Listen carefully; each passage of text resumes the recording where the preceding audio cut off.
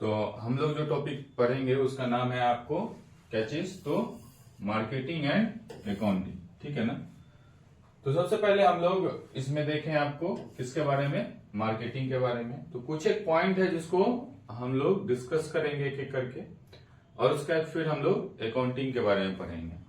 तो सबसे पहला जो पॉइंट है मार्केटिंग के रिगार्डिंग, देखिए कोई भी प्रोडक्ट जब आप मैन्युफैक्चर करते हैं तो जरूरी अहम बात यह है कि आप उसका क्या करें, मार्केटिंग करें, तभी वो प्रोडक्ट जो है उसको बायर तक पहुंच पाएगा। जैसे लाइट की कंपनी है मान लीजिए, और अगर हम लोग लाइट मैन्युफैक्चर कर रहे हैं तो लाइट को जरूरी है क्या चीज करना, तो मार्केट तक पहुंचाना, और मार्केट तक पहुंचाने के लिए सबसे ज्यादा जरूरी है उसका प्रॉपर क्या होना, मार्केटिंग होना। तो मार्केटिंग के लिए बहुत ज्यादा आज के डेट में जो है सो डिजिटल प्लेटफॉर्म आ गया, उसके जरिए लोग मार्केटिंग करते हैं, 1-to-1 कम्युनिकेशन है। तो अलग अलग पैरामीटर्स को हम लोग एक एक करके देखेंगे।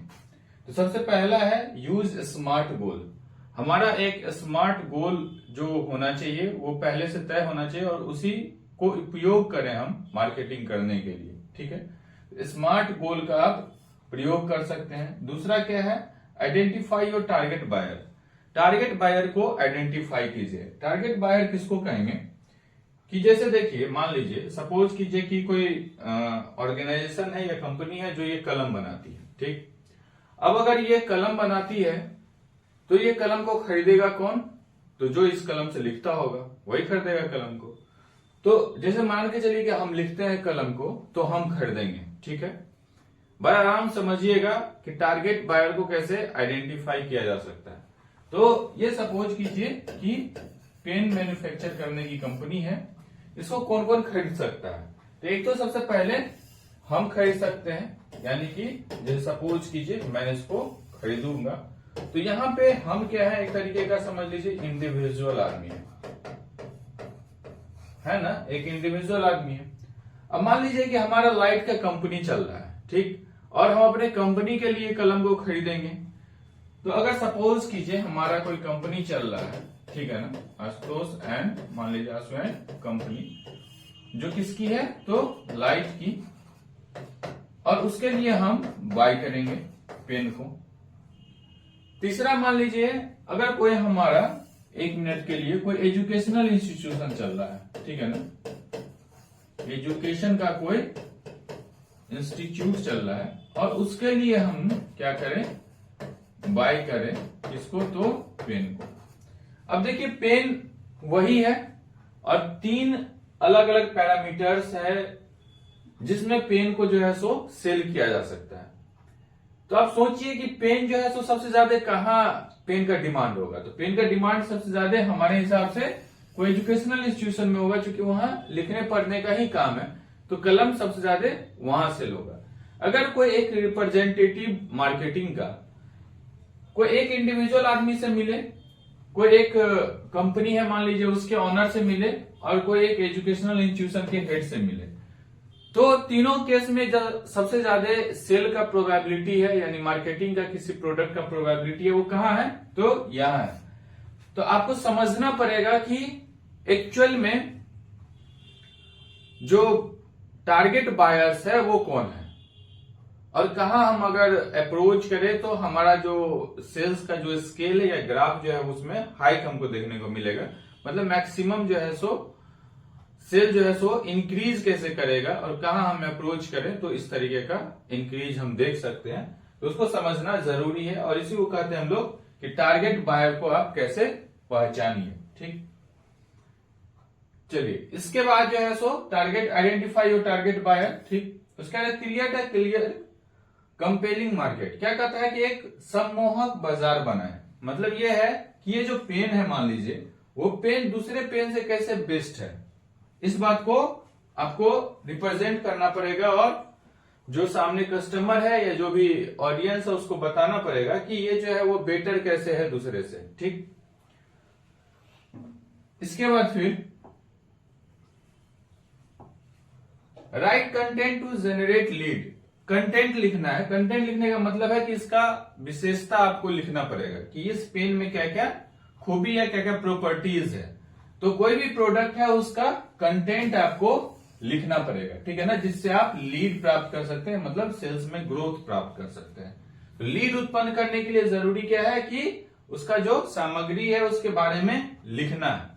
अब जैसे कोई भी प्रोडक्ट या सर्विस जो बिकता है मार्केट में, तो उसका एक देखते होंगे आप, उसके बारे में कुछ लिखा रहता है, कुछ टैगलाइंस रहता है।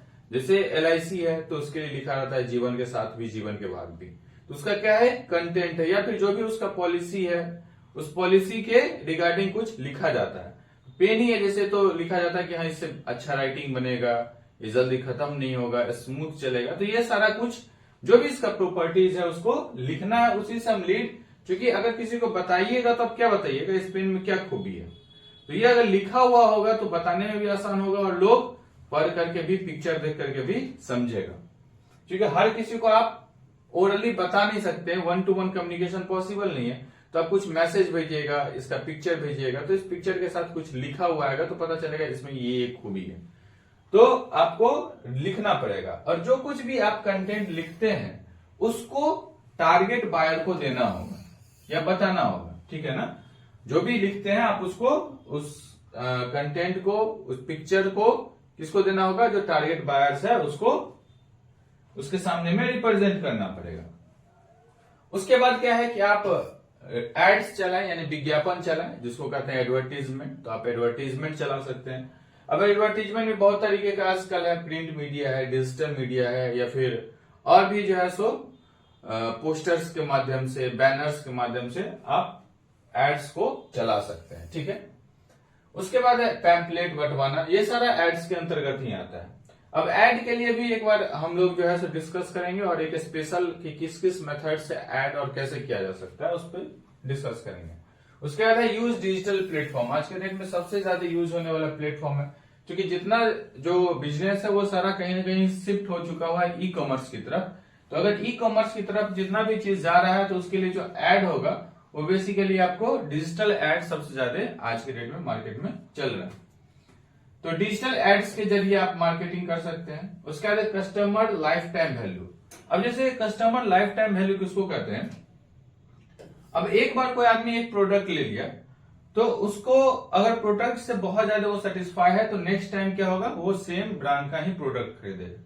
तो इसको कहते हैं हम कस्टमर लाइफ टाइम वैल्यू। जैसे एक बार अगर ये कलम खरीद लिया, बहुत अच्छा चला, तो अगले बार आपका रिप्रेजेंटेटिव उस तक पहुंचे ना पहुंचे लेकिन आपको ऑर्डर मिल जाएगा। तो उसको हम लोग कहते हैं कस्टमर लाइफ टाइम वैल्यू। एक बार अगर आपने कस्टमर अच्छा बना लिया तो निरंतर आपके साथ जुड़ा हुआ रहेगा। उसके बाद है मार्केट रेपुटेशन और टेक फीडबैक। आप अपना जो है सो एक रेपो बनाया, कस्टमर अच्छा बन गया आपका तो एक रेपुटेशन, जैसे ब्रांड का जो वैल्यू होता है ब्रांडिंग, वो बनता है। और फिर उसके लिए जरूरी है क्या कि आप निश्चित समय पे फीडबैक भी लेते रहे कि हमारा जो प्रोडक्ट कस्टमर तक पहुंच रहा है वो कैसा पहुंच रहा है। तो आपका काम है कि एक रेपुटेशन भी बनाए और फीडबैक भी लेते रहे।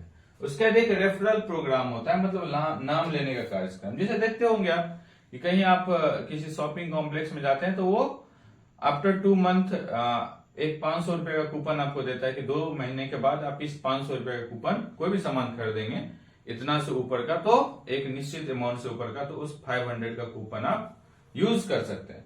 तो एक तरीके का क्या है, रेफरल प्रोग्राम है। वो कूपन वो किसी को भी दे सकता है, जिस दूसरे को दे दिया तो वो आपको एडवर्टीजमेंट करने का जरूरत नहीं है। आपका कस्टमर ही एक दूसरे को क्या किया, तो एडवर्टाइज कर दिया, वो रेफर कर दिया कि भाई तुम ये कूपन लो 500 का, और तुम जाओगे तो तुमको भी 500 का रिबेट मिल जाएगा।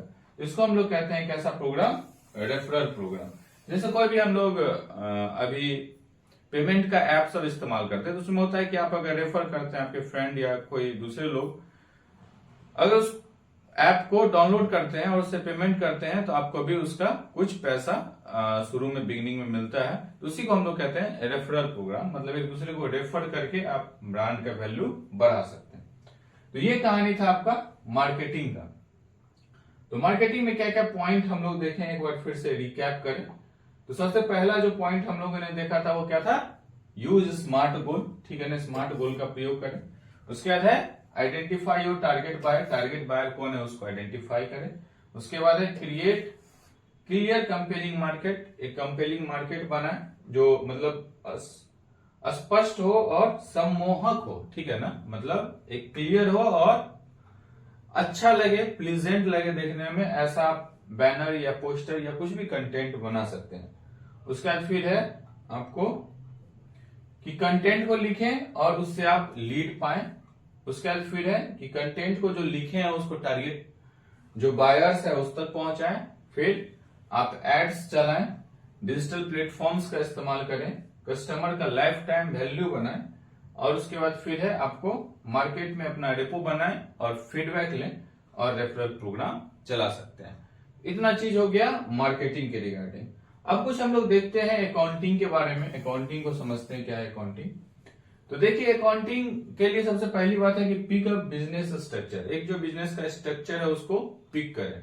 ये स्ट्रक्चर क्या चीज है जो हम लोग बहुत पहले से पढ़ रहे थे, जैसे हम लोग पढ़ रहे थे, आपको सीख रहे थे क्या चीज, तो सोल प्रोप्राइटरशिप क्या है, पार्टनरशिप क्या है। तो ये जो बिजनेस का स्ट्रक्चर, आप किस तरीके के स्ट्रक्चर के लिए अकाउंटिंग कर रहे हैं उसको पहले चुने कि भाई आपका कौन सा स्ट्रक्चर के लिए आप अकाउंटिंग करने जा रहे हैं। उसके बाद अकाउंटिंग के लिए कौन सा मेथोलॉजी आप इस्तेमाल करेंगे उसको समझिए। उसके बाद क्या सिस्टम्स बनाएंगे, किस तरीके के सिस्टम्स में अकाउंटिंग करेंगे। फिर है कि आप एक जनरल लेजर बनाएंगे। जनरल लेजर कहते हैं ना एक साधारण लेजर जिसमें हर एक जो ट्रांजेक्शन है उसको लिखा जाता है, उसको हम लोग जनरल लेजर कहते हैं। फिर आप ऐसा मेथड बनाए जिससे इजीली उसको सॉल्व किया जा सकता है और बैलेंस को मिलाया जा सकता है, यानी कि जो बैलेंस का यानी कि जो टर्नओवर का हिसाब है उसको एक दूसरे से कंपेयर किया जा सकता है। और फिर फाइनली आप क्या कर सकते हैं, तो एक फाइनेंशियल स्टेटमेंट बना सकते हैं, ठीक है ना। एक 3 महीने का, 1 महीने का, 6 महीने का आप एक स्टेटमेंट बना करके दे सकते हैं, ठीक। तो अकाउंटिंग का इतना ही कहानी था। क्या क्या, तो एक बिजनेस का स्ट्रक्चर चुने, आप कौन सा लेखांक प्रणाली का इस्तेमाल कर रहे हैं उसको समझे, फिर एक उस अकाउंटिंग प्रणाली को यानी सिस्टम को चुने, फिर एक जनरल लेजर बनाए, कुछ जो है सो उसको कैसे हिसाब को सॉल्व किया जाए उसका नियम का पालन करें और उसके आधार पर फिर एक फाइनेंशियल स्टेटमेंट को तैयार करें। तो ये था अकाउंटिंग का मेथड। Okay, thank you.